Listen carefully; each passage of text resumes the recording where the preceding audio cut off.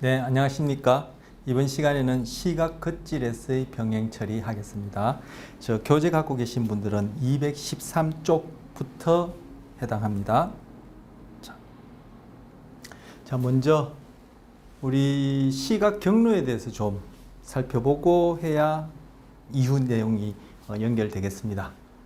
자, 요건 뇌를 아래쪽에서 이렇게 보여준 모습이에요. 그래서 이게 이마 쪽이 될 테고 이것이 뒤통수 쪽이 되겠죠. 여기 안구가 보이고 있어. 익히 아시다시피 이 부분이 이제 망막이 되고요. 그리고 시신경이 이렇게 빠져나와서 진행합니다. 그래서 일부는 이 반대편으로 건너가고 일부는 또 같은 편으로 진행하고 저쪽도 또 일부는 반대편으로 건너가고 일부는 이쪽으로 진행해서 어쨌든 두 눈 망막에서 시작된 정보가 쭉 진행되어서 어디로? 여기 동그라미 표현한 시상으로 가게 됩니다. 시상은 영어로 thalmus라 그러거든요. 뭐 적어볼까요? thalmus. 이 의미인즉슨 작은 침실, 뭐 신부의 방, 뭐 이런 의미래요. 해부학자들이 처음 붙인 이름인데 왜 그렇게 붙였는지 모르겠습니다. 그런데 시상이라고 우리는 그렇게 한자말로 번역합니다. 그래서 이것이 시상을 거칩니다. 자, 여기서 시작되는 시신경은 우리 앞서 신경절세포, 신경절세포, 망막에 있는 신경절세포의 축삭이, 축삭 또는 축색, 축삭 돌기가 결국 바로 이 시신경이 된다 그랬죠. 자, 그래서 그 망막에서 시작된 것이 어디 시상에 왔어야 시상에 있는 다음 세포로 신호가 전달되는 거야. 즉 시냅스가 이루어지는 거야. 신경세포하고 신경세포에는 이렇게 돌기들이 나 있는데 그 중에 가장 긴 돌기가 축삭이에요. 그 다음 신경세포도 이렇게 돌기가 나와 있는데 그 중에 가장 긴 세포가 이제 축삭이에요. 그런데 신경세포와 신경세포 사이에, 즉 축삭 끝나는 축삭 종말하고 그 다음 세포의 돌기, 이를 가지돌기라는데 가지돌기 사이에 이렇게 신호가 이렇게 옮겨가는 요 부위를 시냅스라 하거든요. 시냅스. 시냅스라 하는데 바로 망막에서 시작된 시신경, 즉 신경절세포의 축삭돌기가 시상에 가서 시냅스를 합니다. 처음으로 시냅스를 하는 거죠. 그러면 시상에 있는 세포가 또 축삭돌기를 쭉 뻗어서 어디로 가냐면은 바로 뒤통수, 즉 후두엽, 뒤통수, 후두엽 중에 약간 안쪽 부분, 이렇게 안쪽 부분, 즉 이 부위, 즉 이 부위로 또 가서 여기에 있는 세포와 또 시냅스를 합니다.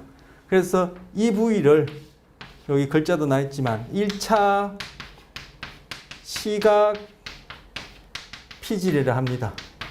그래서 눈에서 시작된 시각 정보가 시상을 거친 다음에 대뇌, 그리고 그 중에서 대뇌 피질, 껍질 부위 중에 가장 먼저 도착하는 부위를 1차 시각 피질이라 하고 그것은 바로 후두엽의 안쪽 부분, 여기에 해당합니다.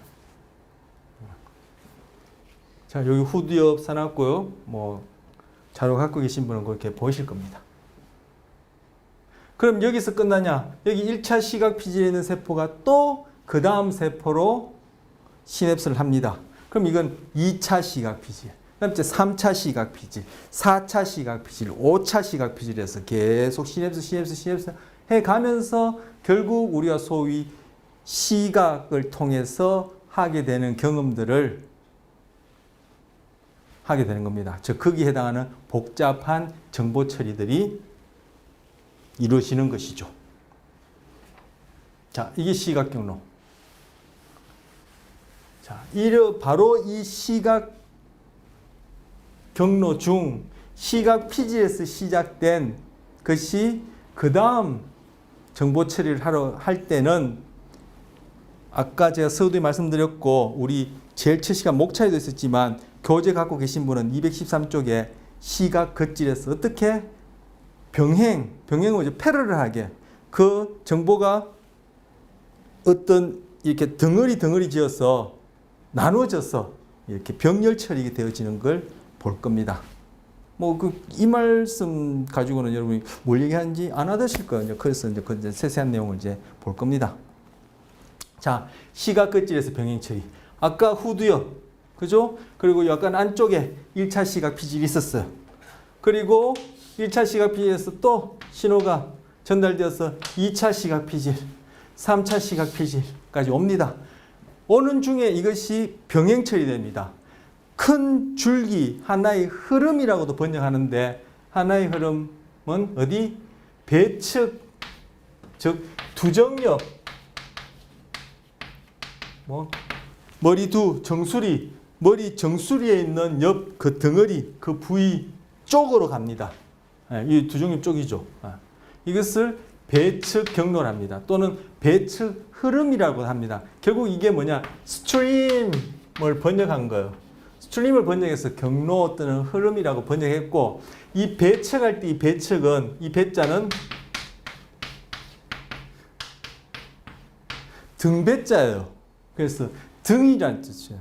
즉, 이 두정엽번 쪽에서도 어디 이 등에 연결된 쪽 측면을 배측이라 부르는 거예요. 그래서 이걸 배측 경로에서 영어로는 이것이 dorsal stream이라 해요. 이것이 바로 등 쪽이란 뜻이에요.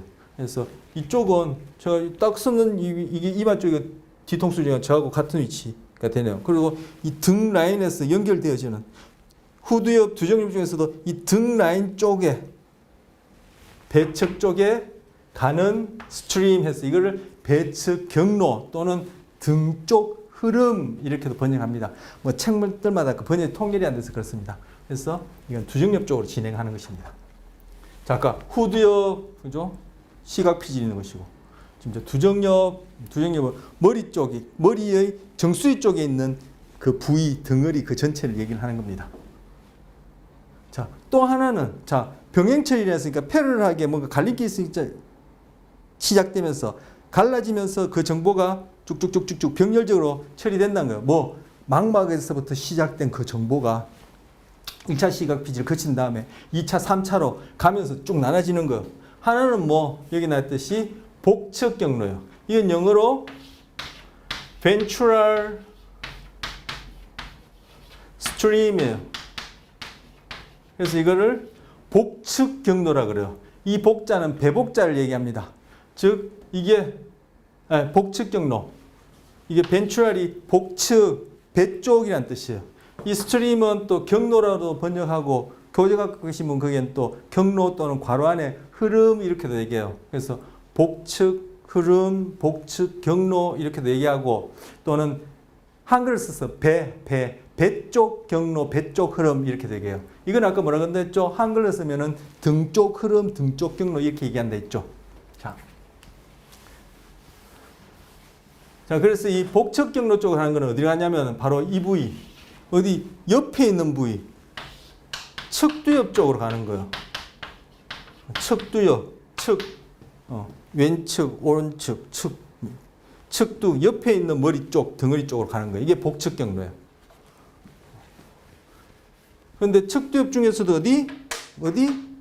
측두엽 중에서도 아니라 이 후두엽 입장에서 볼 때, 이거는 등 쪽 라인에 연결된 쪽으로 간다.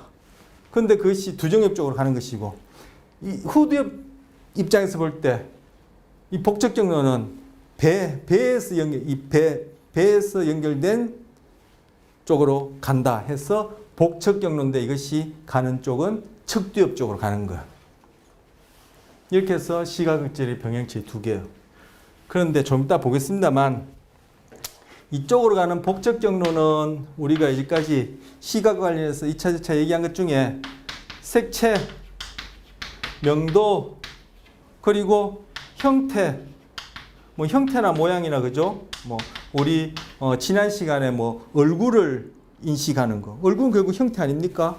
그게 뭐 이제 피부가 검으냐 희냐에 따라 그게 또 색깔이 그죠 인식될 테고, 그럼 뭐 얼굴 모양이 대표적인 이제 형태가 되겠죠. 뭐 그 위에도 우리 보는 것들이 다 형태가 있지 않습니까? 그리고 이제 색깔도 있고 밝기도 있고. 그리고 또 하나는 복척 경로에 포함시키도 그렇고 배척 경로에 포함시키도 그런데 그게 보는 학자들마다 또 조금 좀 상이해요. 그런데 제가 봤을 때는 결국은 이 척뒤엽 쪽으로 가니까 복척 경로에 포함시킬 수 있는 또 하나가 뭐냐면 위치. 여기에 있느냐 저기에 있느냐 위치. 즉 위치와 관련해서 거의 움직임이죠. 움직임.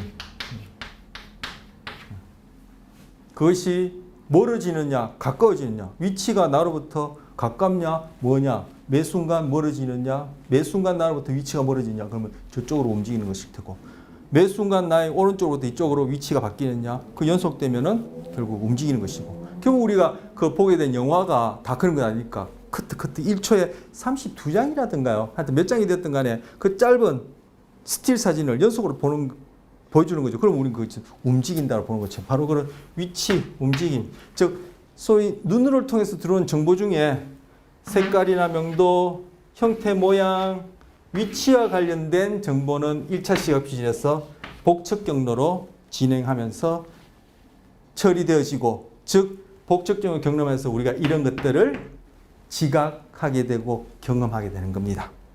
그리고 이 배척 경로라는 것은 눈을 통해서 들어온 정보 중에 그 정보를 우리의 몸을 이 3차원 공간 안에서 어떻게 움직일지 할 때 눈을 통해서 들어온 정보를 이용해서 그 정보의 안내를 받아서 움직이게 됩니다. 이거는 뭐 무의식적으로 처리되어집니다. 즉 눈을 통해서 들어오는 그 정보를 의식하고, 즉 내가 무엇을 경험했다는 것을 알고 그걸 가지고 이 3차원 공간 안에서 내가 손을 뻗을지 이걸 잡을지 뒤로 옮겨갈지 피해갈지 이렇게 한다는 것이 아니라, 눈을 통해서 들어오는 어쨌든 그 시각 정보를 통해서 나의 움직임을 조절하는데, 나의 움직임을 안내받는데 무의식적으로 일어납니다. 그런데 이쪽으로 가는 복척 경로 가는 색채, 명도, 형태, 위치, 이건 뭐요? 바로 결국 뭐요? 의식화되어지는 시각 경험을 만드는 거죠.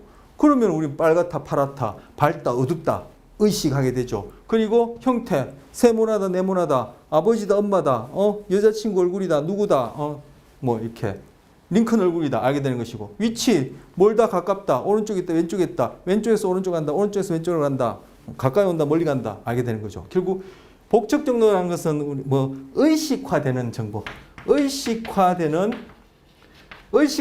뭐 시각 경험과 관련해서 시각이라는 경험과 관련해서 의식화되어지는 정보 처리가 이렇게 복척 경로로 가면서 이루어지고, 배척 경로로 가면서 이루어지는 것은 다가 아니라 아까 말씀드렸듯이 이루어지는 것은 바로 시각의 도움을 받아서 내 몸뚱아리가, 이 신체가 이 3차원 공간 중에 어디에 위치하고, 그리고 내 밖에 사람이 되었던 뭐 동물이 됐든 물건이 됐든 그것이 어디에 상대적으로 위치하는지를 시각 정보를 통해서 내가 무의식적으로 이렇게 몸을 움직일 수 있도록 해주는 정보 처리가 이루어지는 거죠. 뭐 눈으로부터 시작된 정보가 이렇게 나눠지는 거예요. 결국 눈으로부터 들어오는 정보는 결국 우리가 빛이라 얘기한 바로 전자기파로 그걸 통해서 감각되어지는 거죠. 이것이 바로 시각 끝질에서의 병행 처리입니다. 자, 복척 경로 금방 말씀드린 거예요. 복척 경로 또는 복척 흐름 이렇게 얘기하고, 아니면 복척을 배 쪽 흐름 이렇게도 얘기하고, 이 배는 이제 한글로 배예요. 그래서 영어로는 ventral stream 얘기합니다. 이거는 무엇 경로라고 별명이 붙어 있어요. 영어로는 what pass away인데 우리 번역할 때는 무엇 경로래요. 뭐죠? 아까 말씀드린 색채, 명도, 형태 그리고 위치를 통해서 아 저거는 링컨이다. 아 저거는 사과다. 빨간색이다. 파란색이다. 저것이 돌돌돌돌 굴러서 내리막으로 내려간다. 저거는 강아지다. 옆집 개다. 근데 저놈은 늘 안 씻어서 지저분하게 시커멓다. 근데 그 녀석이 나한테 막 달려온다. 결국 뭐야? 그 대상에 대한 인식, 즉 의식적으로 알게 되는 그러한 정보 처리가 이루어지는 게 복적 경로. 눈을 통해서 들어오는 정보를 가지고. 자, 그 중에 교재 갖고 계신 분은 213쪽에 5.27을 보시면 거기에 B1, B2, B3. 여기서 B1, B2 할 때 이 B, 여기도 B가 나는데 이거는 비주얼이란 단어의 이 B자를 딴 거예요. 또는 뭐 비전이 되었던 비주얼이 되었던 이 B자, 시각 관련된 이 B자를 딴 거예요. 그래서 1차 시각 피지를 그냥 B1 이렇게 불러요. 그럼 B2 붙으면 2차 시각 피질, B3가 붙으면 3차 시각 피질 이렇게 불러요. 실제. 그럼 요건 뭐요? 4차 시각 피질이에요. 그런데 뭐 4차 이렇게 얘기하지 않고 B1 이렇게 쓰면 간단하죠. 그래서 지금 그 213쪽 교재 갖고 계시면 5.27에 B1, B2, B3, B4, B5 나와요. 근데 뭐 제가 그려보죠. 자, 아까 그 그림입니다. 여기서 B4는, 자, 여기가 B1, B2, B3. B4는 여기 그림에 나 있는 것처럼 B4가 그 책에는 약간 이 밑에 좀 이렇게 그려져 있는데, B4는 그보다 약간 위쪽, 약간 이 관자엽 쪽에서도 약간 요 위쪽 요렇게 위치하면 상대적인 위치가 맞을 것 같아요. 왜냐면 B5하고. B5는 여기 보시면 이게 측두엽인데 여기 이렇게 주름이 져 있죠. 이렇게 여러분 아시다시피 주름이 져 있어요. 주름이 져 있는데 이 주름을 기준으로 보면은 이 측두엽 또는 관자변 이 측두엽이 이 위에 한 덩어리, 중간에 한 덩어리, 아래쪽에 한 덩어리 이렇게 나뉘어져요. 그런데 이 아래쪽 부분으로 이 복측 경로 중에서도 이 아래쪽 부분으로 가는 것은 바로 복잡한 형태. 그럼 뭐 복잡한이란 말 뭐 생략해도 되겠지만 복측 경로 중에서 이 아래쪽으로 계속 시냅스에서 계속 처리되면은 결국은 복잡한 형태. 대표적으로 뭐요? 얼굴 같은 것을 인식하게 된 정보가 이 측두엽 세 개 중에 이 가장 아래쪽으로 가요.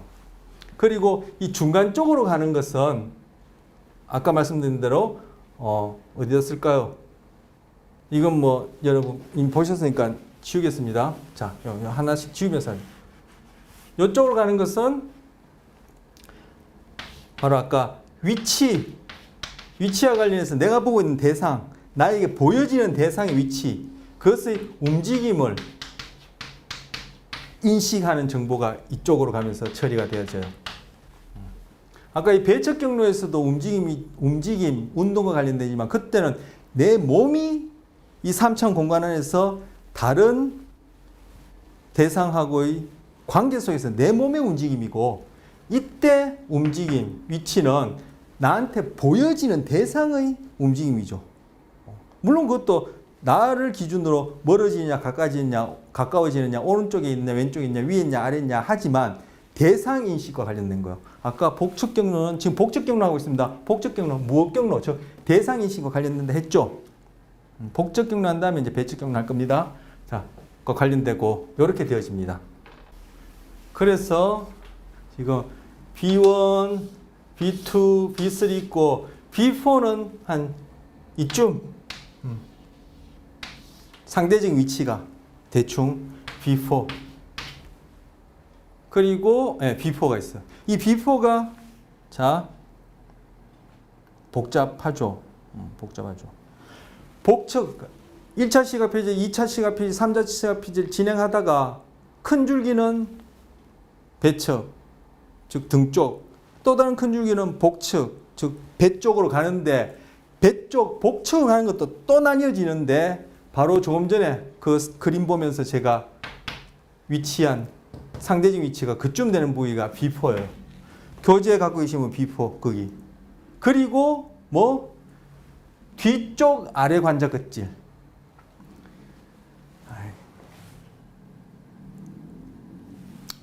뒤쪽 아래 관자끝질이 어디냐면 요건 했으니까 지우겠습니다. 뒤쪽 아래 관자끝질 일단 뒤쪽이죠. 관자가 바로 측두를 얘기를 하는 거예요. 그래서 제가 측두라고 쓰려다가 교재 갖고 계신 분은 또 그 관자라 나오니까 물론 교재 안에도 측두라는 얘기 나오는데 관자라 나오니까 그것이랑 통일시키려고 관자라 썼는데 관자란 뜻이 측두란 뜻이에요. 그래서 측두 중에 어디? 자, B4는 금방 했고요. 뒤쪽 아래 관자의 겉질, 이 겉질은 피지를 얘기합니다. 껍데기 부분. 자, 뒤쪽 아래 관자 겉질. 자, 뒤쪽 아래 관자 겉질. 자, 관자 겉질 중에서 뒤쪽이에요. 그런데 아래 관자 겉질. 이쯤이죠, 이쯤. 그러니까 B4V하고 V4V하고 B4가 아니고 V4V하고 이 부위가 뭐? 나의 뜻이 색채와 명도를 지각하게 합니다. 즉 우리가 색깔과 밝다 어둡다를 경험하게 하는 정보가 처리되는 거죠. 그래서 1차에서 2차로 3차로 가서 복적경로 오는 중에 B4를 거쳤다가 아래 관자끝줄 갔다가 이렇게 하는 것은 색채와 명도 경험을 하게 하고요. 자, 복잡합니다. 자, 그 다음째 중간 관자끝질. 중간 관자끝질. 중간 관자끝질은 어디요? 관자끝질 아까 이게 세 부위 나는데죠. 바로 이 중간 관자끝질. 이 부위로 가는 것은 1차 다음에 2차, 3차 다음에 이쪽 중간 관자끝질로 가는 것은 여기는 B5라고도 부르고 B5라고도 부르고 교재도 나와 있지만 이 B5라고도 부르고 또는 중간 관자끝질이라 부르는 이 부위는 뭐? 아까 말씀드린 데서 위치, 즉 내가 보고 있는, 즉 나한테 보여지는 대상의 움직임을 지각하는 것. 그 다음째 앞쪽 아래 관자끝질. 자,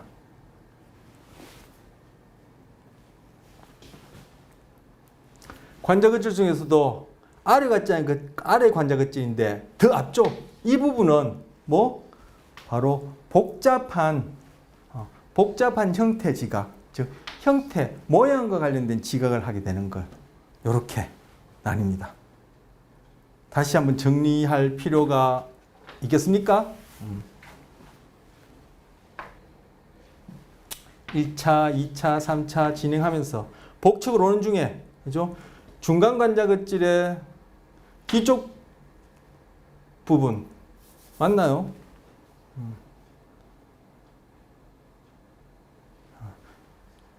뒤쪽 아래 관자끝질. 오는 중에 뒤쪽인데 아래인데 아래 관자질 중에서 이 뒤쪽 부분 그리고 B4는 얘기를 했죠. 그래서 이렇게 와서 B4를 거친 다음에 이 아래 관자끝질 중에 뒷부분으로 오는 이 부분은 색채 명도 그리고 중간으로 가는 이거는 B5라 부른다 했는데 이거는 움직임 그리고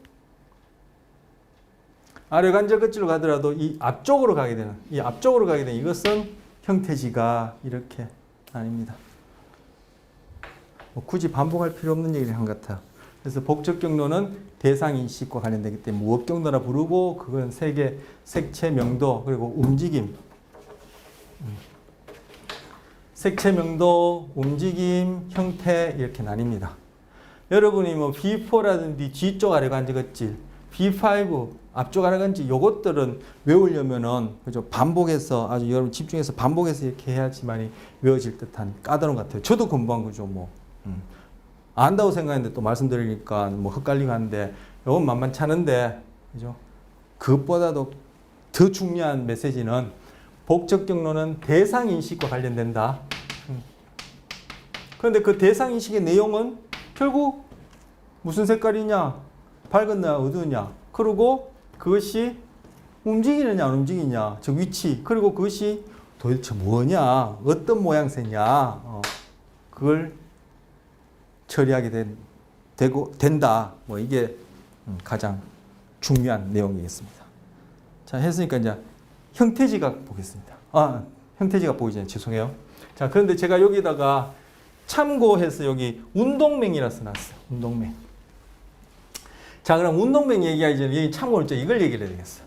만약에 이 부위가 망가졌다, 이 부위가 손상되었다 하면은 색채나 명도와 관련해서 뭔가 문제가 생기겠죠. 그때 이 부위가 망가졌을 때 특히 이 비포 부위가 망가졌을 때 생기는 현상이 우리 레티넥스 이론에서 다루었던 현상, 즉 색채 항등성이 안 돼요.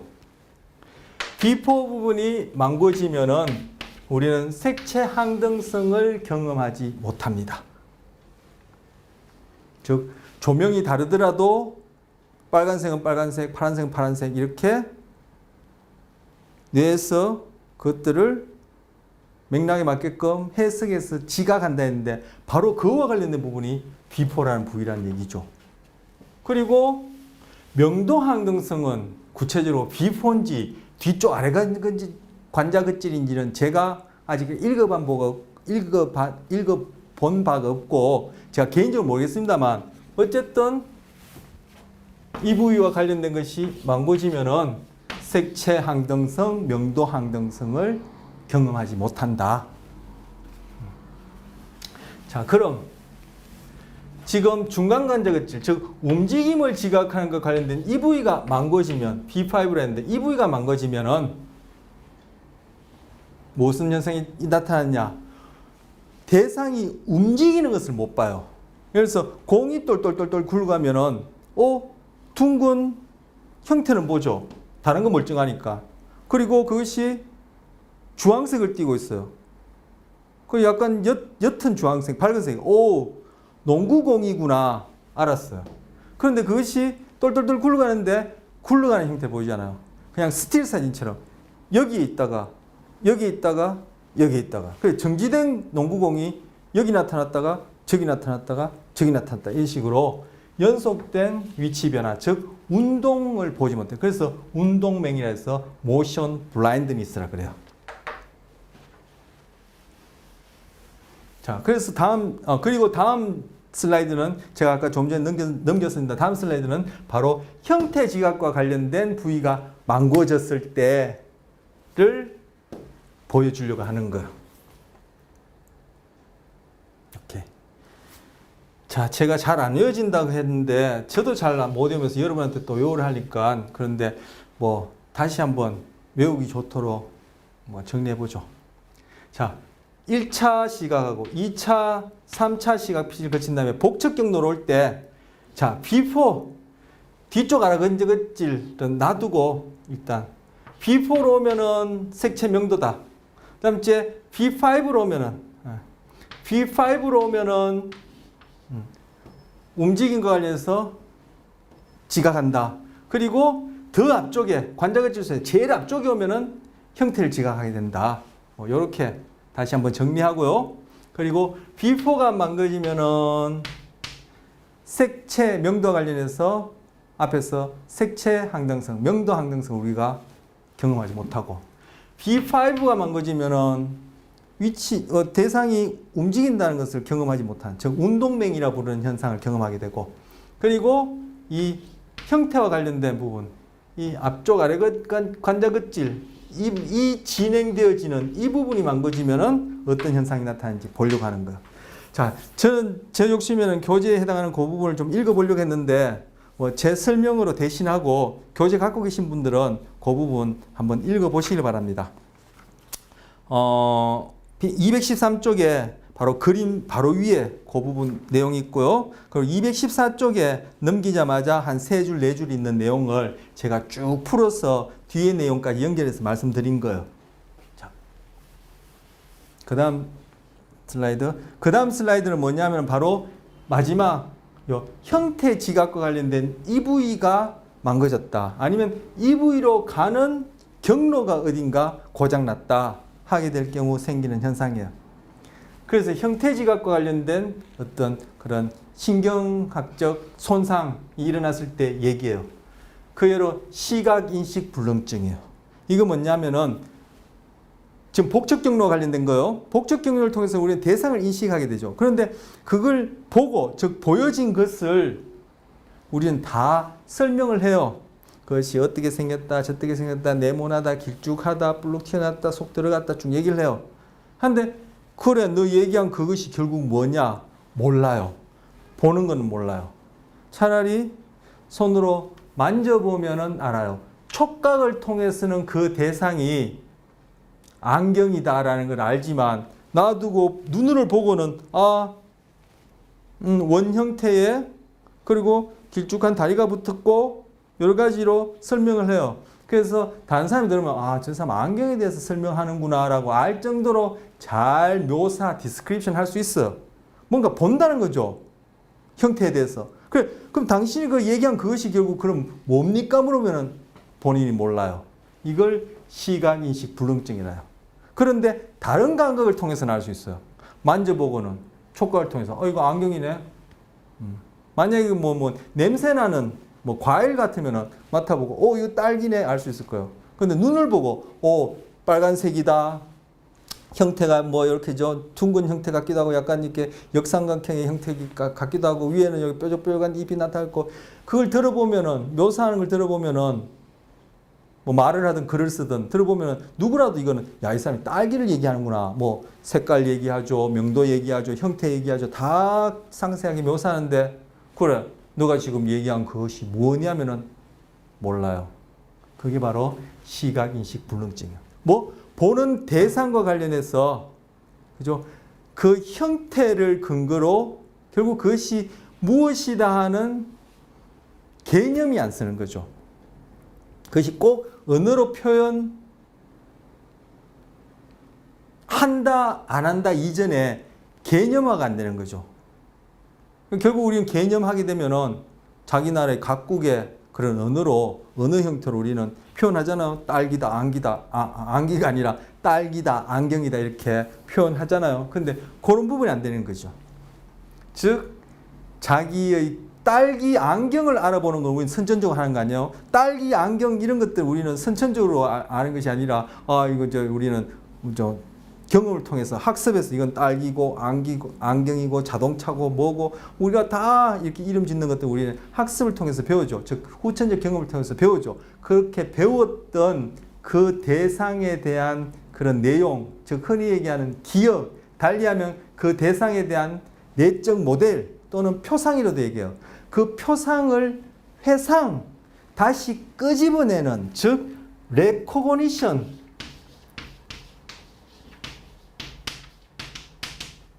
코그니션이 뭐예요?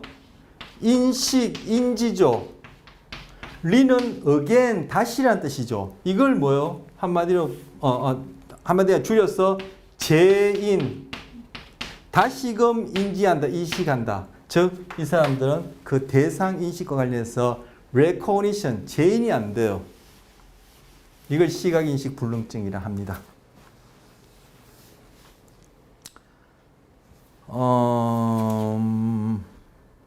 자, 215쪽에 보시면, 215쪽에 보시면, 오른편 하단에 두 번째 단락, 예상하겠지만, 여기 읽어보겠습니다. 예상하겠지만, 아래 관자 긋질에 있는 배 쪽 경로가 손상되면 특수한 결손이 일어난다.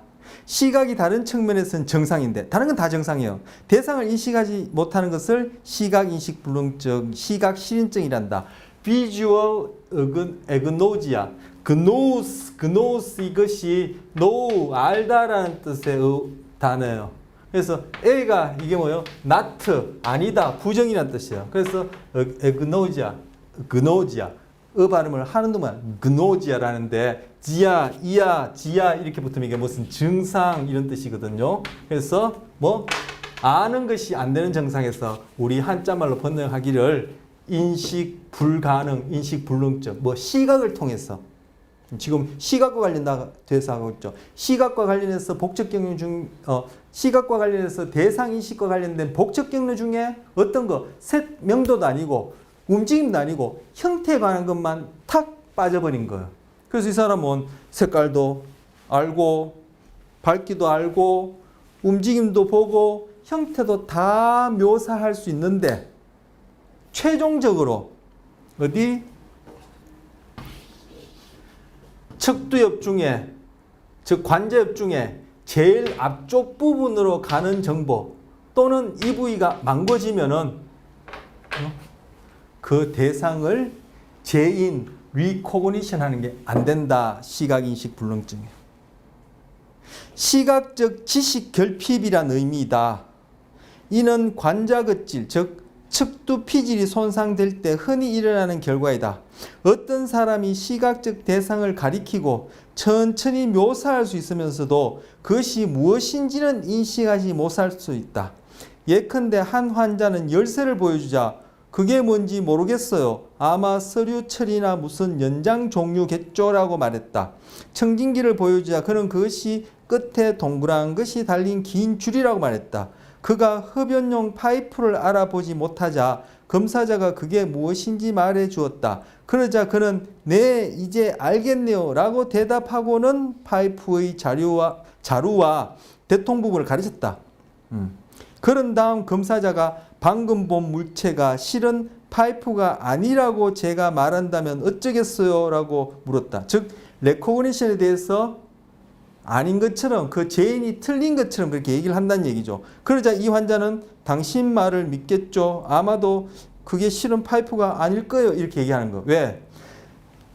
그 파이프가 갖고 있는 그 형태에 대해서 묘사를 하지만 그것이 결국은 파이프라는 재인이 안 되어지는데 상대방이 그게 파이프다니까 아 파이프구나 그냥 그렇게 털커덕 믿는 거죠. 뭐든지 그래요. 그죠? 우리 지금 이 시각과 관련해서 뭐 형태 지각을 하고 있지만 모든 우리가 인식에 있어서 이해하지 못하고 모르면 믿어야 돼요. 그런데 알면 믿을 필요가 없죠. 그냥 이해하면 되니까. 자, 딴 얘기했습니다. 이 사람은 그럼 재인이 안 되니까 그냥 털커덕 믿었는데 상대방이 그 거짓말인데 하니까 뭐요? 그 사람은 그런가요? 이렇게 얘기하는 거예요. 라고 대답했다.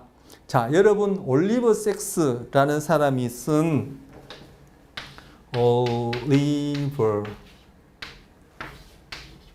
섹스 올리버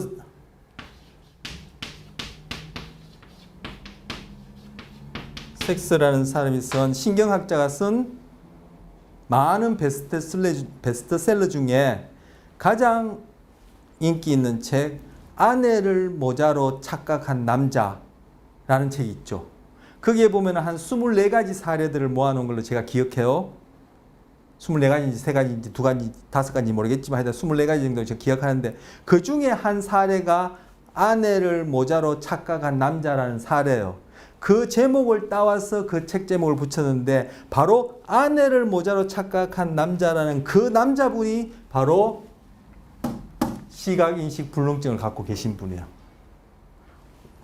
우리가 아까 살펴봤던 척두엽, 관자엽, 척두겉질, 관자겉질 중에서 제일 앞쪽 부분으로 가는 그 경로 또는 그 부위가 망가져서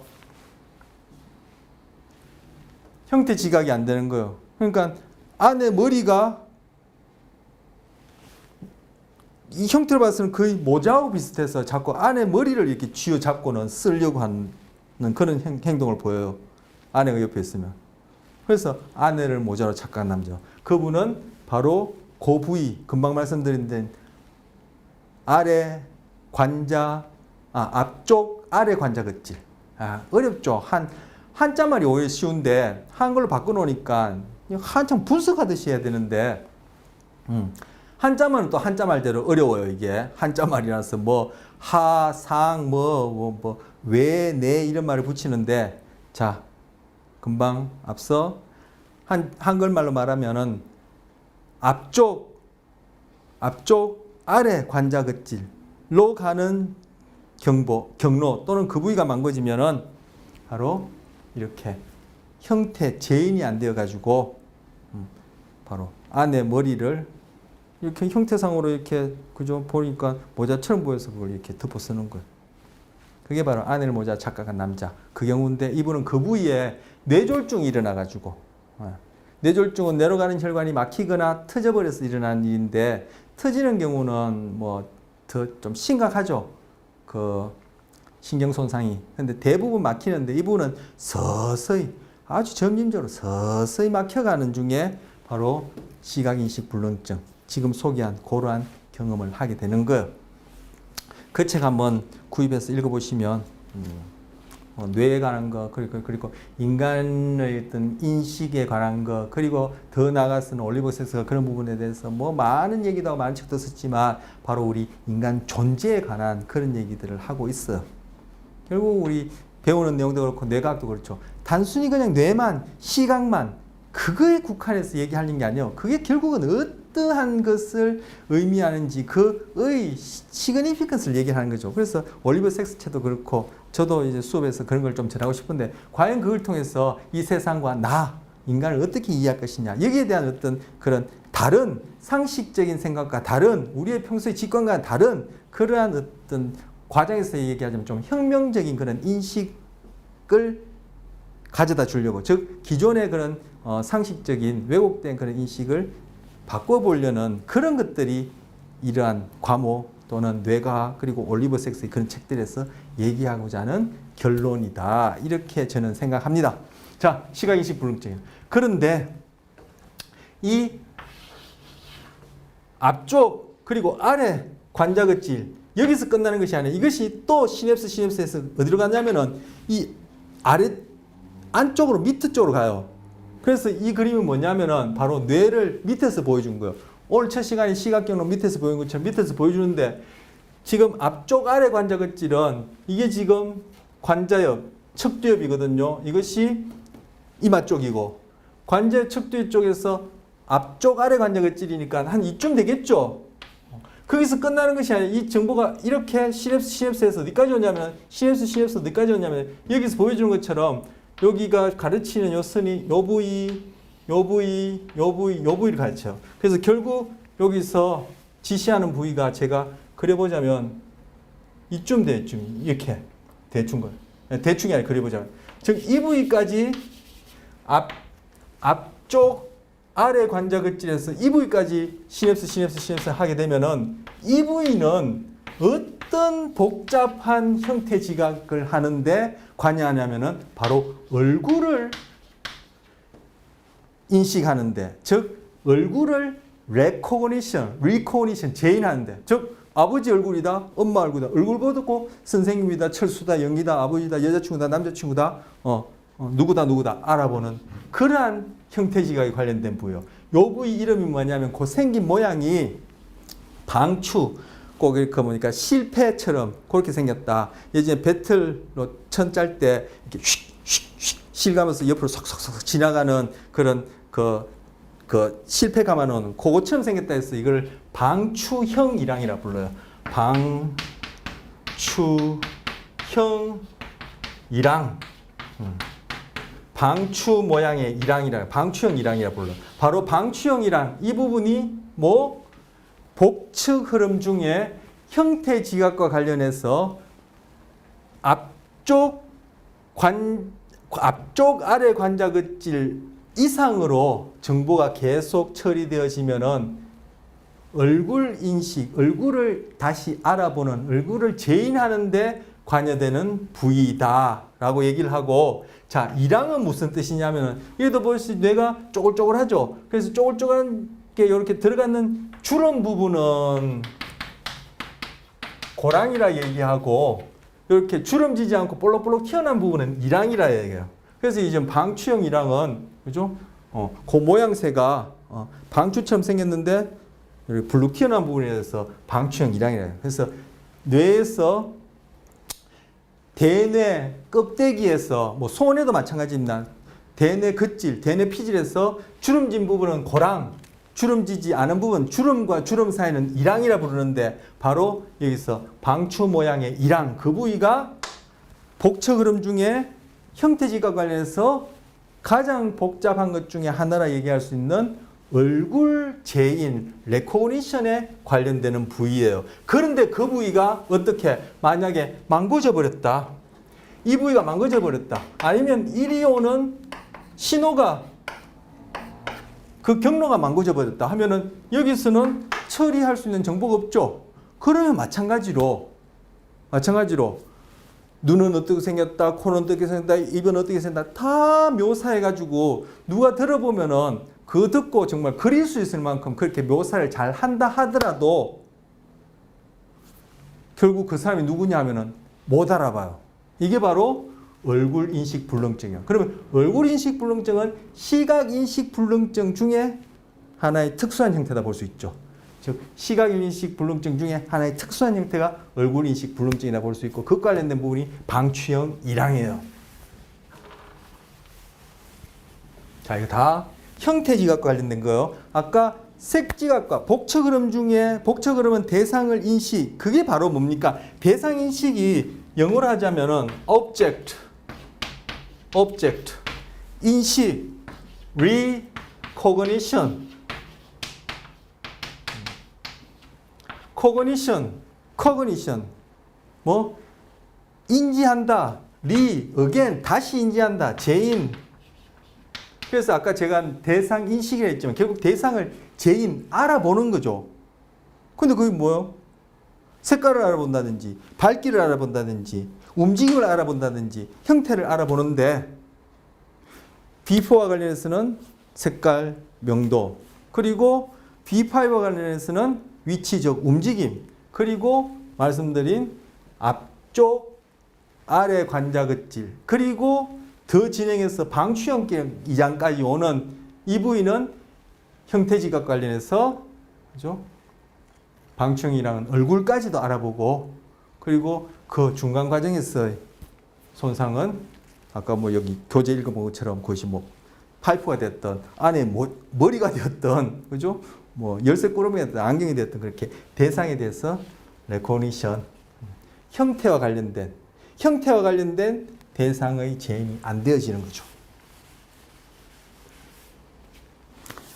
자, 얼굴 인식 불능증 관련해서 동영상 하나 보기로 하겠습니다.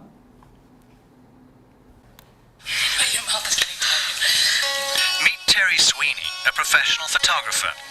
She was a firefighter until an injury damaged part of her social brain, the circuitry she uses to recognize faces. The disorder is called prosopagnosia.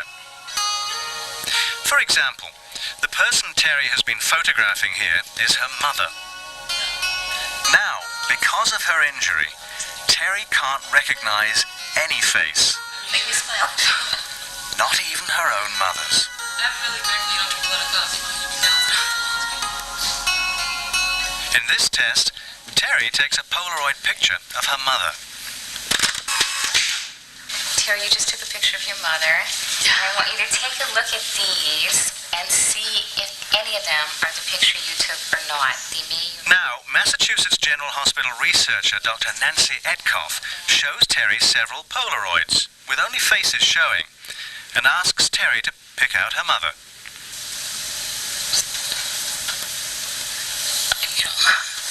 Okay, if you had to guess, which looks to you the most like your mother? Just looking now, you can't tell which one of these. None of these really look like your mother to you. No. Okay.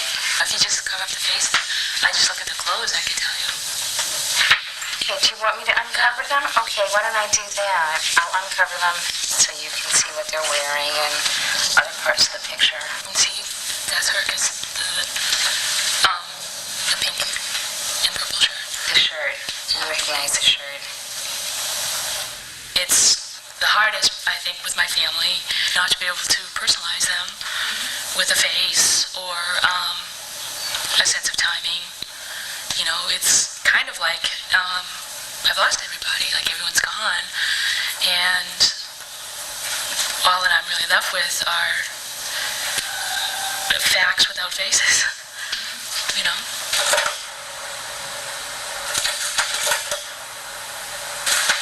When Terry looks at these slides of famous faces, she can't recognize them.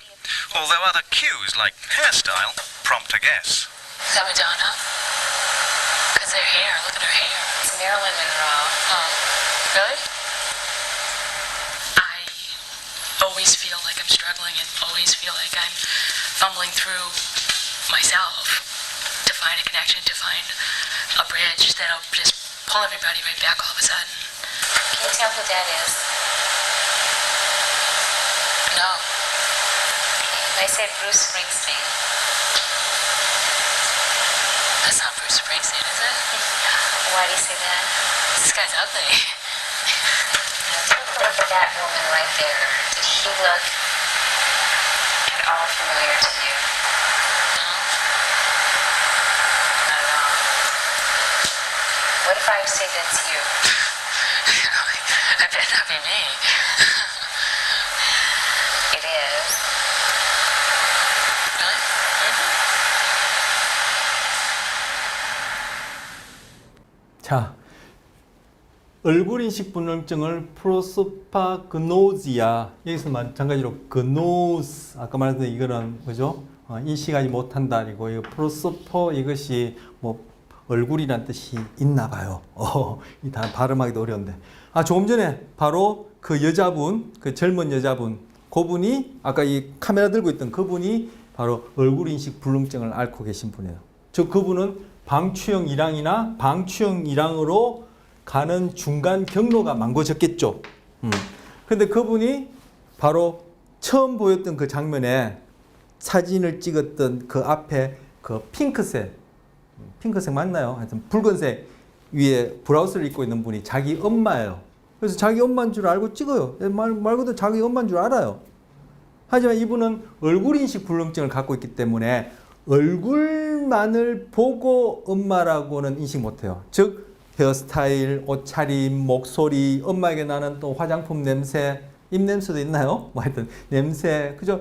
행동하는 이 모양, 몸짓, 뭐 걸음걸이 소리, 이 모든 걸 통해서 엄마라고 이제 알고 있는 거죠. 그래서 사진을 찍어요.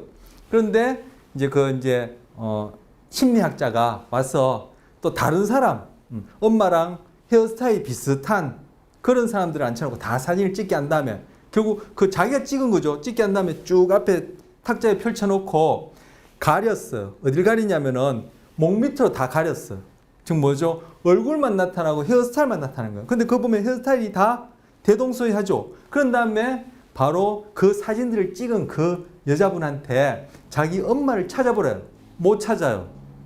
머리 헤어스타일 비슷하죠. 얼굴 봐서는 레코그니션, 제인이 안 되니까 못 찾아요. 그러니까 뭘 거죠? 자기가 밑에 가린 걸 다 내려서 옷 차림새를 보면 찾겠다는 거. 그래서 그러냐 하면서 심리학자가 딱딱딱 내리니까 금방 찾죠. 바로 그런 현상이에요. 그런 다음에 나오는 장면들은 유명 인사를 하나하나씩 보여주죠. 그 당시에 누구나 보면은 알아볼 만한, 얼굴을 보고 그 사람이 누구다라고 알아볼 만한 정치인, 영화배우 이런 유명 인사를 보여주는데 하나도 못 알아봐요. 근데 그 중에 한 사람, 여자분인데 이렇게 머리가 약간 단발머리에 그 뭐 흑백이긴 하지만 그 단발머리에 금발인 사진을 하나 보여줘. 아마 그 흑백이니까 금발은 아닐 거예요. 보여주는데 이 여자분이 머다나라 그래요. 즉 마돈나죠. 우리로 얘기하자면 우리가 흔히 얘기할 때 마돈나 그러죠. 영어로는 이제 머다나라 그러는데 마돈나라 그래요. 왜? 헤어스타일이 비슷하니까. 마돈나가 누구 흉내를 좀 냈죠? 노래할 때도 그렇고 화장할 때도 그렇고 점도 찍고 마릴린 먼로 흉내를 좀 냈단 말이에요. 그러니까 헤어스타일 비슷하니까 머다나를 했는데 결국 그게 사진에 나온 사람은 마릴린 먼로예요. 즉 이 여자분은 어떻게 레코그니션 했죠? 모르니까 그냥 우리 흔히 하는 말로 이건 일본말이죠. 일본말인데 겐또를 찍은 거죠. 즉 머리 헤어스타일 보고 머다나라 그랬어요. 그리고 그 안에 보면 자기가 머다나라 그래요. 그러니까 옆에 있는 심리학자가 마릴린 먼로라 그래요. 그 얼굴을 보고는 누군지 레코니션이 안 되는 거죠. 그런 다음에 마지막 사진을 보여준 건 누구였어요? 여러분 아시죠? 여러분은 얼굴 인식 불능증이 아니신 분들이 보시고 그 맞죠? 혹시 보시는 분 중에 얼굴 인식 불능증이 계시나요? 그런데 그분이 여러분도 보셨다시피 누구죠? 제일 마지막 사진 바로 자기 자신의 얼굴인데 못 알아봐요. 그래서 옆에 심리학자가 당신에게 친숙한 사람이다. 당신이 잘 아는 사람이다. 그래요. 그러니까 이 사람이 모르겠는데요. 이러니까 옆에 심리학자 모르죠. 저 사진이 당신이라면 믿겠느냐니까 에이 나일 리 없다. 장담한다 그러는데 옆에 사람이 진짜다니까 마지막 장면이죠. 뻥찌죠. 뭐요? 자기 얼굴도 못 알아봐요. 이게 바로 얼굴인식 불능증이에요. 그런데 바로 아까 말씀드렸던 그런 데는 아니고 아까 말씀드렸던 올리브 섹스 즉 아내를 모자로 착각한 남자를 쓴 그 신경학자 그 본인이 바로 얼굴인식 불능증을 갖고 계시고 그분이 이 시각계와 관련해서 오래된 그러한 뭐 만성 질환이랄까 갖고 계셨고 결국은 뭐 벌써 돌아가신 지 한 5년 이상 됐을 거예요. 그분이 돌아가신 게 이 눈과 관련해서 즉 시각과 관련해서 여기서 이제 암이 진행되고 그것이 또 뭐 전이가 되어서 그렇게 이제 돌아가셨어요. 그분이 이제 얼굴인식 불능증이에요. 그분의 스토리가 우리 교재에 나와 있거든요. 그걸 제가 좀 읽어보고 볼까 해요. 자, 얼굴이 어디 있냐면은 218쪽에 왼편 칼럼에 제일 위쪽에 보면 얼굴인식 불능증에 푸른 글씨 쓰져 있죠. 그 쭉 내려다 보면은 새로 시작하는 단락에 다른 사람들의 신경학적 문제에 대한 여기 읽겠습니다. 자, 다른 사람들의 신경학적 문제에 대한 글을 써서 유명해진 올리버 섹스 도움말 우리말로도 번역된 아내를 모자로 착각한 남자의 지연이라고 했어요. 올리버 섹스는 그 자신이 얼굴인식 불능증으로 고생했다. 나는 이제 다운표 이제 올리버 섹스가 책 안에서 자기가 한 말이에요. 나는 내가 기억할 수 있는 한 항상 얼굴을 알아보는 게 힘들었다.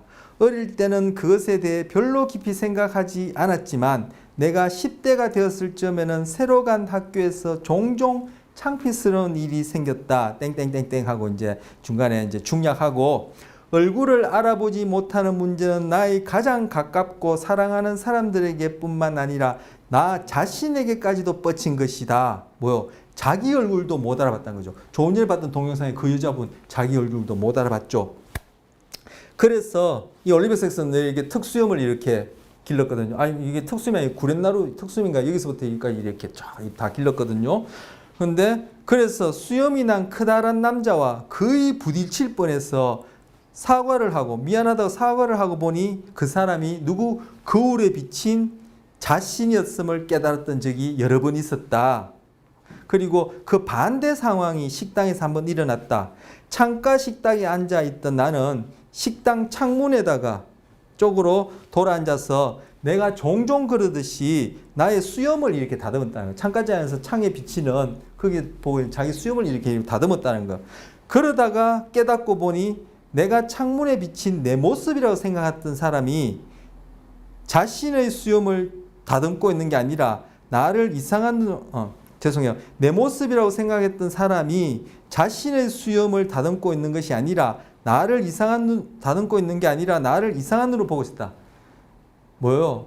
결국 창가에 비친 자기 얼굴이라 생각하고 수염을 다듬었는데 결국 나중에 보니까 그것이 자기 얼굴이 아니라 옆에 사람 얼굴 수염을 자기가 이렇게 다듬고 있었다는 얘기예요. 그러니까 옆 사람 얼굴인지 자기 얼굴인지 얼굴인식 불능증 구별 못했다는 거죠. 그래서 옆 사람 얼굴을 꼭 자기 창가에 비친 자기 얼굴인지라고 그렇게 수염을 다듬었다 이런 얘기가 이제 나와 있다 이거죠. 그래서 올리버 섹스하고 2000년에 37쪽이 나온다고 그렇게 해요. 이제 자기가 쓴 책에 이렇게 나와요. 이것이 바로 형태지각 관련된 얼굴인식 불능증의 예가 되겠습니다. 자, 이제 남은 거는 배척 경로예요. 배척 경로. 두정엽 쪽으로 가는 거죠. 그래서 이것을 등쪽 흐름 이렇게도 부른다.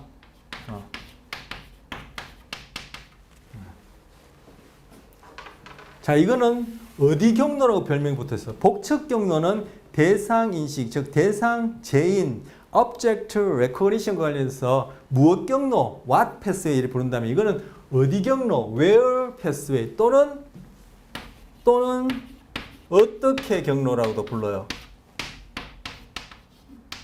그래서 영어로 how pathway라고도 해요.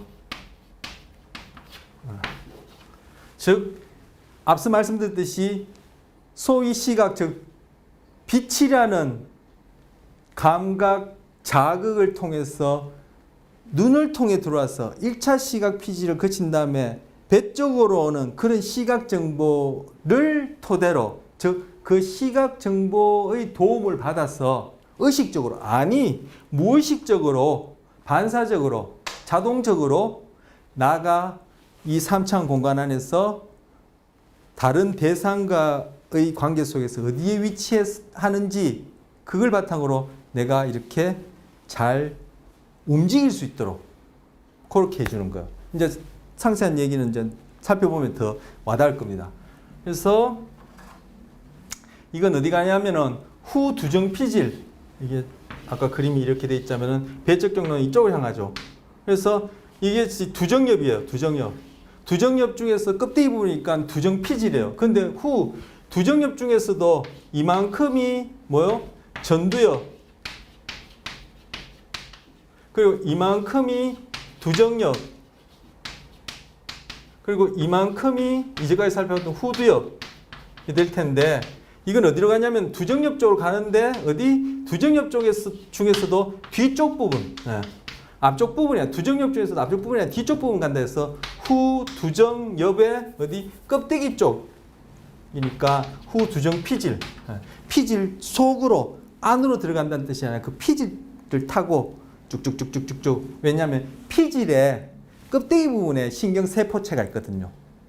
그리고 안쪽에는 이제 밑으로 내려가고 또 뭐 옆으로 건너가고 하는 축삭들이 막 지나가기 때문에 여기서 이제 피질 쪽으로 시냅스 해서 가는 거예요.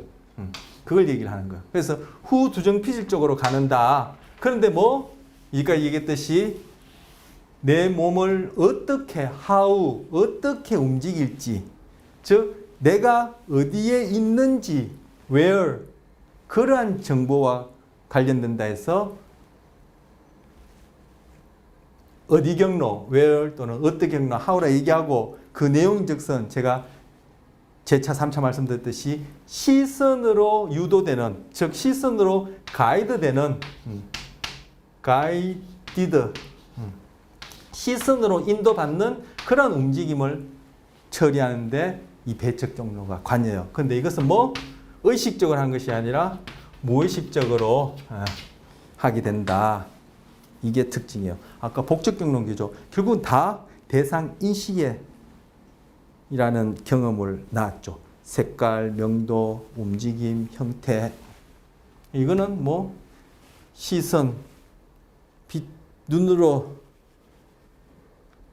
시작된 그러한 시각 정보를 바탕으로. 근데 그 시각 정보를 내가 자각 인식해서 나의 움직임을 어떻게, how 또는 어디로 이렇게 하는 것이 아니라 바로 그 시각 정보 자체도 내가 인식하지 못하는 그러한 시각 정보를 바탕으로, 즉 거기에 의해서 나의 움직임도 뭐 내가 의식적으로 움직이는 것이 아니라 무의식적으로 움직이는 이러한 행동을 가능하게 하는 경로가 배척 경로예요. 그런데 이 부위가 또 마찬가지로 앞서 살펴봤던 것처럼 어떻게 앞서 B4가 망가지면 색채 명당능성, B5가 망가지면 운동맹, 색채 명도 항등성이 아니라 B4가 망가지면은, 그리고 뒤쪽 아래 관자극질이 망가지면, 한 번 더 볼까요? 저도 잘 안 외워졌는데 여러분한테 이걸 또 그죠?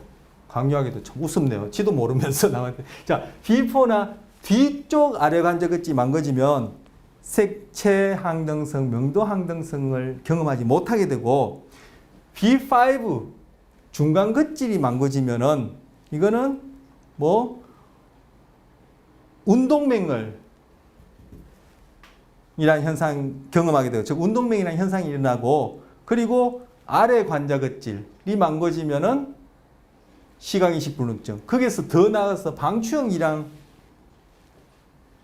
부위 또는 관련된 부위가 망가지면은 얼굴인식 불능증, 그리고 바로 이 배척 경로가 망가지면 맹시라는 현상이 나타나요. 그걸 지금 다음 페이지에서 보려는 거예요. 배척 경로가 시선으로 유도되는 움직임과 관련된다고 했는데 바로 이러한 현상을 극명하게 드러내는 경우가 맹시라고 부르는 현상이에요. 자, 맹시 현상은 뭐냐면은 이 배척 경로가 지금 시선으로 유도된 움직임이라 했는데 만약 이 복척 경로로 가는 부위가 아까 색채 명도든 운동맹이든 그죠? 시각인식 불능증이든 얼굴인식 불능증이든 하여튼 이쪽으로 가는 경우가 어떻게 망가졌어요. 그래서 뭘 본다라는 것을 통해서 그것이 무슨 색깔이다, 밝기가 어떻다, 움직인다 안 움직인다, 내가 보고 있는 것이 움직인다 안 움직인다, 아니면 그것이 뭐 무엇이다, 누구 얼굴이다, 이런 건 안 돼요. 즉 전문가가 아닌 사람이 보면은 그냥 이 안구가 문제가 있어서 앞을 못 보는 맹인과 똑같이 보여요. 그런데 이 사람은 안구가 문제가 있는 것이 아니라 바로 금방 말씀드린 대로 이 1차, 2차, 3차 시각 피질에서 처리된 정보가 복척 경로로 가는 대상 인식과 관련된 부분이 망고졌는데 이 부분은 남아있단 말이에요. 그래서 대상 인식은 안 되지만 바로 이 부분의 기능이 뭐라 그랬죠? 그러니까 시각의 인도를 받아서 움직임을 무의식적으로 조절하는 부위라 했죠. 그것이 바로 맹시라 부르는 현상에서 이 경로의 기능이 명확하게 드러나는 거예요. 그래서 맹시는 뭐 블라인드, 맹인이다.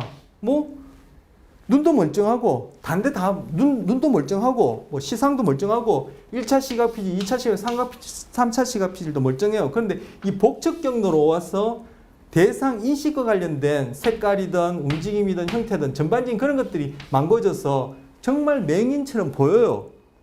멀쩡해 보이는데 맹인처럼 보여요. 그래서 안 보여요. 그런데 배척 경로만은 정상적이기 때문에 그 사람이 하는 행동을 보면은 꼭 보이는 것처럼 행동한단 말이에요. 그래서 블라인드 사이트에서 안 보이는데 시 본다 해서 블라인드 사이트, 이것을 맹시라 그래요.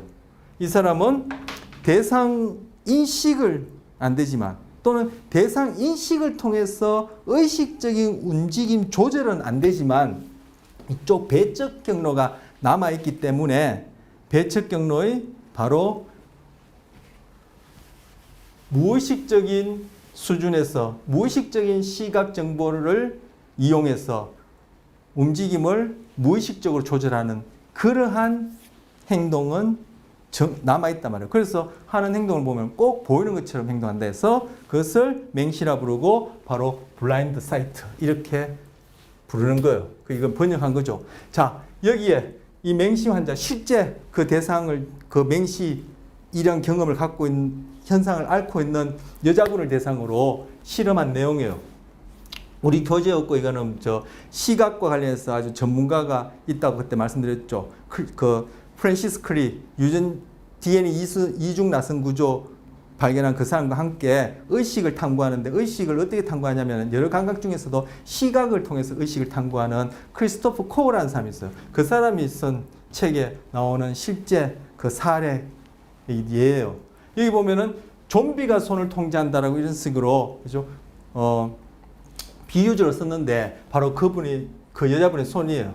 그래서 그 여자분한테 이렇게 그 교재 보면 뭐 편지 봉투 이렇게 얘기하는데 뭐 하여튼 이렇게 사각난 뭐 두꺼운 그죠? 엽서 같은 뭐 책자 같은 걸 내밀어요. 그럼 이 사람이 뭐요? 보입니까?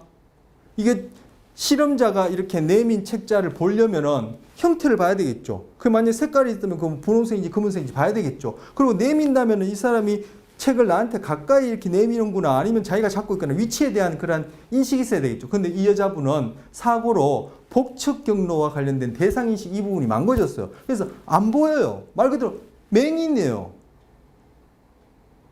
그런데 이분한테 내밀면 내밀어요. 그래서 제가 내미는 것을 받아보세요, 잡아보세요 하면 이 사람이 처음에 저항해요. 그런데 그래도 한번 해보세요 하면은 꼭 여러분이나 저처럼 멀쩡히 보이는 사람처럼 또 잡아요. 이게 맹시 현상이에요. 근데 그분한테 자 앞에 보이는 이 틈새에다가 그것을 집어넣어 보세요 하면 내미는 책도 안 보여서 처음에는 안 잡으려고 했는데 앞에 보이는 여기에 이 홈이 보이겠어요? 그럼 이 사람 또 여러분 저항을 해요. 그 이제 사례를 쭉 써놨는 자세한 내용을 보면 그래도 한번 집어넣어 보세요 하면은 이걸 들고는 그 틈새 방향에 맞게끔 손을 이렇게 움직여서 틈새가 곧장 썼다면 이렇게 집어넣고 틈새가 이렇게 생겼다면 이렇게 집어넣어요. 속 집어넣어요. 이게 바로 맹시예요. 안 보이는데 하는 행동은 보이는 것처럼요. 이거 이렇게 하고도 물어봐요. 당신 어떻게 이것을 집어넣었어요 하면은 몰라요. 그냥 추측으로 아까도 얘기했지만 일본말인데 겐또 쳐서 집어넣어서 이런 식의 그 추측을 집어넣었다 그래요. 맨 처음에 내미는 그런 편지 봉투를 잡는 것도 그렇고 앞에 틈새가 이 방향에 따라 방향 수직이든 수평이든 기울어졌든 그 방향에 따라 손을 움직여서 우리가 또는 여러분이 정상적으로 그 뭐 홈에다가 뭐 우체통에다 편지 집어넣듯이 이런 식으로 정상적으로 집어넣는 거예요. 그러니까 하는 행동을 보면은 꼭 보이는 것처럼 행동하기 때문에 맹시라 불러요. 그래서 어떻게 그걸 틈새를 보고 집어넣었죠 하면은 이 사람은 자기 몰라요. 자기 행동을 왜 그렇게 했는지. 즉 추측해요. 추측해서 뭐 대충 그렇게 했어요. 이렇게 무의식적으로 일어나는 거기 때문에 자기가 한 행동의 그 결과에 대해서 자기가 그죠? 어떻게 의식이 추론을 해서 뒤에 이유를 갖다 붙이는 거죠. 자, 여기 보면 그림이 뭐냐면은 여기는 정상인들이 한 것이고 여기는 바로 이 여자분이 한 거예요. 그런데 요 위에 건 뭐냐 하면은 정상인들한테 이 틈새를 이렇게 똑바로 세워놓고는 이 원안의 이 틈새가 어느 방향으로 있는지 그려보세요 했단 말이에요. 그러면 열이면 열 다 이렇게 그린단 말이에요. 이렇게. 그리고 그 사람들한테 즉 여러분이 저한테 정상인한테 자 편지 봉투 이거 받아서 집어넣어 보세요. 그럼 집어넣을 때 이 손 방향을 비디오로 처음부터 찍어서 이렇게 보면은 이 방향이 결국은 이 틈새와 같은 방향으로 이렇게 진행하더라는 거예요. 그걸 실험자가 여기다 표시한 거예요. 즉 정상인은 자기가 대상 인식과 관련된 즉 복척 흐름을 통해서 보는 거죠. 이것은 이 위에 것은 틈새가 어떻게 생겼는지 눈으로 보고 동그라미에다 그렸으니까 이거는 복척 흐름을 통해서 그 틈새 형태에 대한 대상 인식을 한 다음에 그려놓은 거예요. 즉 대상 인식하고 그리고 이건 뭐예요? 이거 실제 집어넣는 그 손 편지 봉투의 방향을 비디오 촬영한 다음에 원에다가 실험자가 그은 거예요. 이것하고 즉 시선의 유도를 받아서 움직이게 된 즉 무의식적인 행동 또는 뭐 행동 조절이라면 행동이라 하죠. 무의식적인 행동하고 일치했죠.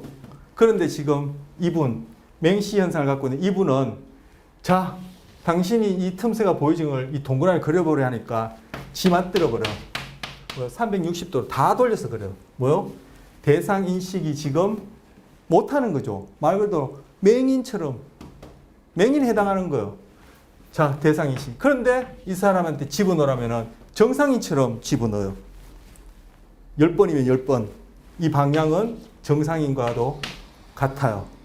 그런데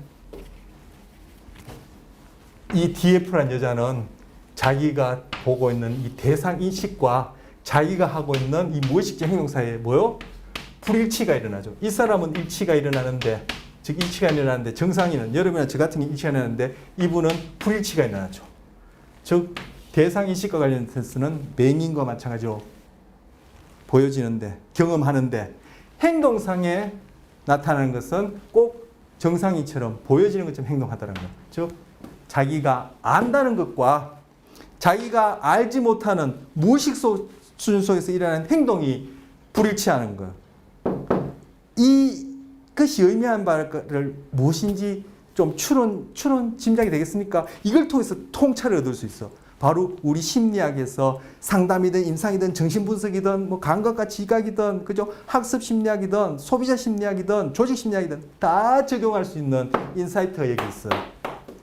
자, 이거는 DF라는 익명의 의자에서 일어나는 사고로 인한 맹시 현상이요. 이것 자체도 재미있지만 이것 나하고 무슨 관계 있는데? 도대체 나하고 무슨 관계 있는데? 이것하고 관계 있어. 이것도 또 안에 착시예요. 자, 여러분 이건 정상인 경우에 여러분의 전화 중간에 있는 원을 보면은 어떤 게 커 보여요? 어떤 게 작아 보여요? 똑같아 보여요? 똑같아 보여요? 결코 그렇지 않죠. 이게 커 보이죠? 이건 작아 보이죠? 그런데 여러분이 손을 뻗어서 이게 지름을 이렇게 짚어보라고 하면은 이 손은 처음부터 시작할 때 이 크기가 비디오를 찍어서 분석해 보면 똑같아요. 보여지는 것은 이게 분명히 크고 작은데 손은 똑같아요. 뭐요? 이 손은 시각을 통해서 그 과정은 내가 의식하지 못하는 무의식적으로 일어나고 이 손이 어느 만큼 벌어지는지는 내가 의식하지 못하고 무의식적으로 일어나지만 즉 자동적으로 일어나지만 이 대상에 크게 보이느냐 작게 보이느냐에 속지 않고 그대로 행동하죠. 그런데 보여지는 것은 이게 커 보이고 작아 보여요. 왜 그렇죠? 주변 맥락 때문에. 자, 주변 맥락 얘기 또 나왔습니다. 앞선 시간에 게슈탈트 얘기하면서 레티넥스 이론 얘기하면서 주변 맥락이란 것이 어떻게 우리 지각에 영향을 주고 그것이 동서양 철학과는 어떻게 관련되는지 뭐 장황한 얘기를 했었어요. 이건 주변 맥락 때문에 주변에 큰 것 때문에 똑같은 데도 작아 보이고 주변에 작은 것 때문에 똑같은 데도 커 보이는 거예요. 보는 것, 대상 인식을 통한 우리 지각은 이 원 자체의 크기, 그 자체를 보는 것이 아니라 이것이 어떠한 맥락 속에서 있냐는 것을 보는 것 때문에 착시에 의해서 이것이 항상 크고 작다라고 속아요. 달리 얘기하면 착시란 말을 달리하면 속아요. 하지만 바로 시선을 이용한, 즉 시각뿐만 아니라 다른 감각에도 해당됩니다만 감각을 이용한 무의식적인 처리 과정에 의해서 무의식적으로 행동하는 내 손가락은 똑같이 가요. 이걸 원이 아니라 도미노를 중간에 두고 또 실험해서 도미노를 주고 주변에다가는 큰 나무 토막을 두고 똑같은 도미노 크기를 옆에는 두고 주변에 조그만한 나무 토막을 둘러놓으니까 이거 마찬가지로 조그만한 나무 토막에 둘러싸인 도미노가 훨씬 커 보여요. 그런데 손가락으로 도미노를 집으라고 하면 이 손가락이 이동해서 이 벌어지는 각이 처음에는 넓게 갔다 좁게 가거나 처음에는 좁게 갔다 넓게 가는 게 아니라 처음부터 똑같이 도미노를 집어요. 몸은 속지 않는다는 거예요. 이것이 가져다주는 시그니피컨스를 알겠어요? 이 인사이트를 알겠어요? 이것이 그냥 시각에서 착시, 재미난 현상 끝난 것이 아니라 바로 인간이 안다는 것과 행한다는 것, 그리고 이것이 아까도 말씀드렸던 여러 분야, 심리학에서 여러 분야, 그리고 인간의 행동, 소위 마음이라는 것을 이해하고 인간을 이해하는 데서 굉장히 중요한 통찰을 가져주는 현상이고 실험예예요. 맹시라는 것도 그렇고 이 실험도 그렇고 크게 대해 착시하는 것도. 아무리 여러분이 맹세하고 이 두 개는 똑같아. 자, 제가 펜을 가지고 여기 한번 재보겠습니다. 실점 똑같은지. 자, 지름해서 여기까지예요. 여기까지. 자, 이거 그대로 갑니다. 똑같죠? 똑같죠? 네, 똑같아요. 아, 이거는 주변 맥락 때문에 내가 착시, 달리하면 속는 거야. 이거는 똑같아. 100번 맹세하고 보세요. 똑같아 보이나? 커 보여요. 그런데 우리 행동은 속지 않아요. 정상인에게서, 우리에게서 일어나는 현상이야. 이것이 의미하는 바가 무엇인지 시간이 많이 됐기 때문에 다음 기회에 있으면 또 한번 유사한 얘기 나오면 하기로 하고, 다음 슬라이드 보시면 신경계의 기본 원리예요. 좀 전에 봤던 내용을 정리해 봅니다. 신경계의 원리, 기본적인 원리가 한 9가지 정도 정리하는 사람이 있어요. 그 중에 우리가 지금 봤던 이 원리, 봤던 현상들이 그 중에 한 원리에 해당해요. 우리의 인지 기능, 뭔가 인식한다라는 것에는 우리는 인식한다, 인지한다면 다 의식적인 것만 생각하는데, 왜? 우리는 의식할 수 있는 것만 의식할 수 있기 때문에 의식적인 생각하는데, 인지할 때는 그것은 무의식적인 과정의 인지도 있고 의식화되어지는 과정, 의식화된 인지도 있어요. 그래서 여기서 뭐요? 신경계의 기본 원리에는 무의식 인지 기능과 있고 의식적인 인지 기능이 있어요. 여기다 적자를 넣으면 더 좋겠네요. 신경의 기본 원리에는 무의식적 인지 기능, 그리고 의식적 인지 기능 나눠. 즉, 무의식적 인지 기능은 뭘 조절하냐면은 우리의 움직임을 조절해요. 그래서 unconscious, 무의식이죠. 무브먼트 시스템. 항상 현재 시점에서 사용해요. 그것이 아무리 크게 보이고 작게 보이든 간에 그때 그 당시에 이 손가락 벌리면, 그리고 맹시 환자가 아무리 안 보이더라도 그때 그 당시에 이 집어넣는 형태는 틈새가 이렇게 되면 이렇게, 이렇게 되면 이렇게, 이렇게 되면 이렇게. 그에 맞게끔 우리의 몸은 항상 실제에 부합하게 움직여요. 무엇이 그렇게 해주죠? 진화란 과정을 통해서 우리 안에 그런 것들이 선천적으로 세팅이 되어 있다는 것. 항상 현재 시점에 작용해요. 뭐요? 지금 진행 중인 감각, 틈새가 어느 방향이냐? 아니면 그 도미노가 크기가 어떠냐? 주변 맥락 관계없어요. 그에 따라 감각 입력에 대응해서 바로 딱 부합하는 행동을 하게 해요. 지금 진행, 현재 이거 하니까 뭐 생각나는 거 없어요? 여러분 좋아하시라 생각하는 here and now와 관련된 거예요. 바로 그때그때 상황에 그게 부합하게끔 적응적이게끔 무의식적인 인지 과정을 통해서 행동하게끔 하는 것이 우리의 생존과 번식에 유리하기 때문에 진화되었다. here and now. 그런데 우리 시각과 관련해서 그렇고 다른 대상, 다른 감각과 관련해서도 마찬가지예요. 왜? 신경계 기본 원리니까. 다른 감각과 관련해서 마찬가지인 대상 인식, 대상 제인 시스템은 그렇지 않아요. 이거는 바로 기억과 관련됐어. 흔히 얘기하는 기억과 관련됐어. 뭐 현재에서 벗어나서 과거의 정보를 이용하려면은 그 경험에 대한 기억이 있어야 되는 거야. 바로 그걸 가지고 아까 얼굴을 알아본다든지 색채를 알아본다든지 이렇게 되어지고 바로 그런 경험에 의해서 뉴턴의 영향을 받아서 그쪽에서는 7가지 색깔을 보고 우리는 5가지 색깔을 과거에 봤고 우리는 왜 지금 7가지 색깔을 보죠? 바로 그런 과학이라는 이름의 그런 문명이 워낙 거대해서 100년 이상 우리의 그죠? 시각, 지각을 7가지 색깔을 보도록 문화라는 이름으로 우리를 그렇게 뇌를 세팅했다. 이렇게 얘기할 수 있는 것이고 실제 그런 거죠. 자, 대상인식 체계는 Object Recognition 나오죠. 아까 Object Recognition 시스템은 바로 의식적인 인지 기능과 관련된 이것은 현재에서 벗어나서 과거의 정보를 이용할 수 있는 거예요. 의식적으로. 그렇게 함으로써 바로 이러한 것은 의식적 기억의 신경적 기초가 되어진 시스템이에요. 그래서 우리가 본 복척 경로 그거는 시각과 관련해서 과거의 정보를 이용해서 얼굴도 알아보고 색깔도 알아보고 그것도 내가 기억할 수 있고 아까 올리브 섹스의 사례 같은 것을 통해서도 알 수 있죠. 그 사람은 바로 이런 부분이 안 되기 때문에 자기 얼굴도 못 알아보고 그죠? 남의 특수음을 다듬고 이러한 현상이 나타났던 거. 이렇게 2가지 체계가 나뉘어져요. 그런데 바로 이 체계는 어떻다? 우리가 지금까지 본 시각과 관련해서는 착시, 즉 뭐죠? 왜곡을 낳는다. 그리고 앞선 시간에도 말씀드렸지만 이것이 우리가 사회 심리학 이런 데 가서는 이게 편견하고도 바로 통하는 그러한 현상이다라는 거예요. 실제라기보다는 이러한 정보가 우리가 살아가는데 유용하기 때문에 이러한 시스템 또한 진화되었다라고 보는 거예요. 어떻게 보면 이거는 here and now보다는 현실과는 다른 꾸며낸 아니면 착시, 착각, 왜곡된 것들이죠.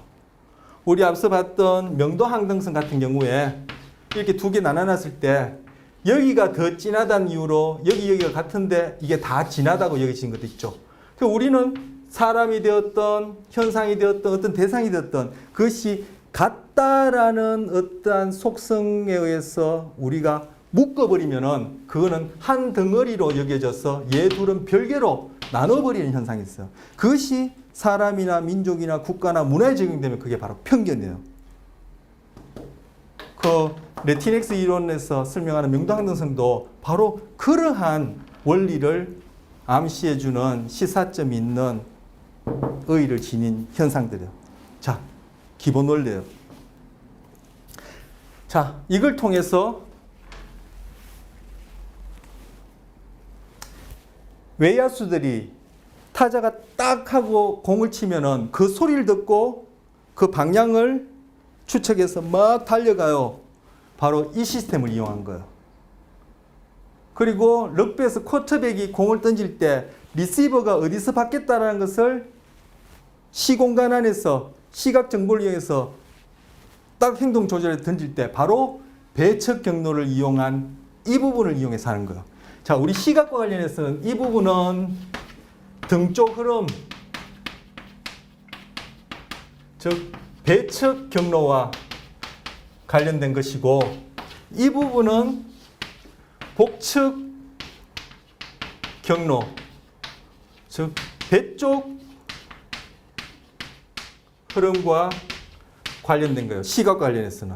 이 등 쪽이라 쓴 거는 한글로 쓰는 것이고 요거는 한글로 배쪽이에요. 이 복측, 배측은 한자로 그랬죠. 그거와 관련된 것이요. 그래서 외야수나 그리고 금방 말씀드린 그런 쿼터백 같은 경우에 그런 던지기를 하고 그 공을 향해서 뛰고 그리고 사격 선수들이 그 관역에 의식적으로 집중하기보다는 마음을 비운다 할 때는 바로 이 부분을 이용하는 거예요. 이 부분.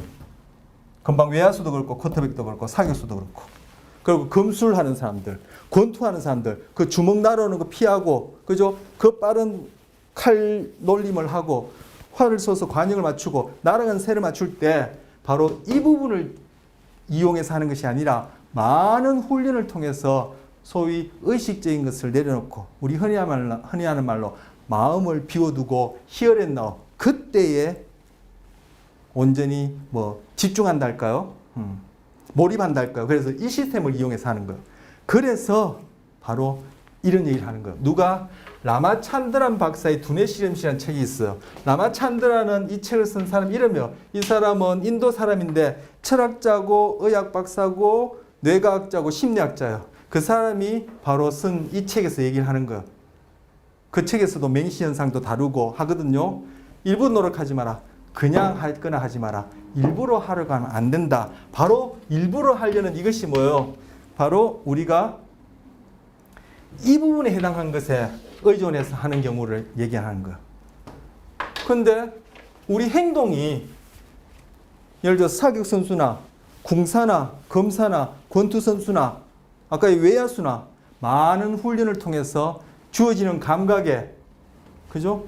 딱 적합한 행동을 할 수 있도록 이것이 무의식적인 수준에서 훈련되지 않은 경우에 일부러 그걸 의식적으로 한다고 해서 날아오는 공을 그죠? 관역을 날아가는 새를 맞추거나 잡을 수 있겠냐는 거예요. 일부러 노력하지 마라. 그냥 하지 마라. 일부러 하라 합니다. 이것도 바로 우리의 마음과 행동, 소위 마음 그리고 행동과 관련해서 다른 분야에 다 적용할 수 있는. 우리는 항상 우리 스스로를 기만한단 말이에요. 하지만 우리의 반응 그리고 우리 행동은 속지 않는다. 어떻게 보면 진실을 드러낸다.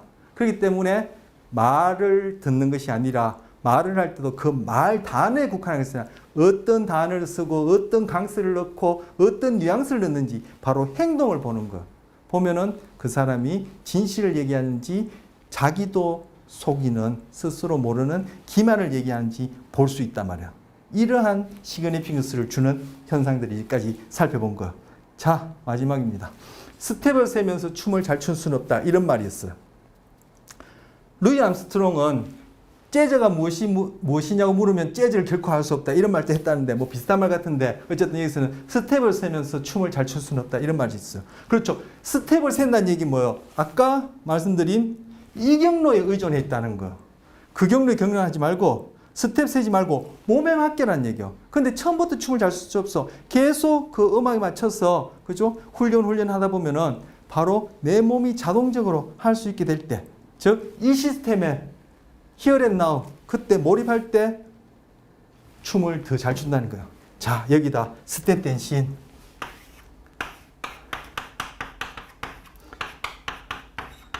우리의 삶을 넣어봅시다. 당신은 인생을 세면서 인생을 잘 살 수는 없습니다. 우리는 우리의 삶을 세면서 잘 살 수는 없습니다. 이렇게 적용할 수 있다고 생각해요. 뭐요? 바로 제가 이거 급했어.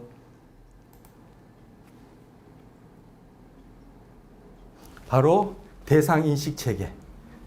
그리고 대상인식 체계 안에는 나 자신에 대한 자기 자각 또는 자기 인식, 소위 자아가 무엇이냐,